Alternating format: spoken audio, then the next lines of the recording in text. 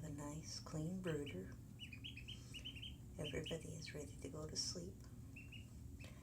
We got a lot of good handling in today. We got to go outside.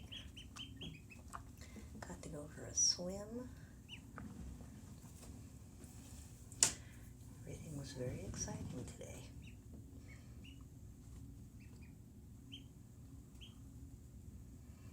I think we're all very tired. And our little Cayuga likes to chew on that shelf liner. I'm not sure why.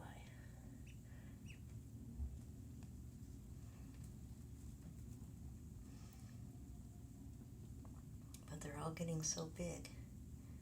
If you look at our blue Swedish little girl here in the front, she is probably twice the size of our little Welsh Harlequin back there who is sound asleep. Probably half again as big as the other two. Sleepy.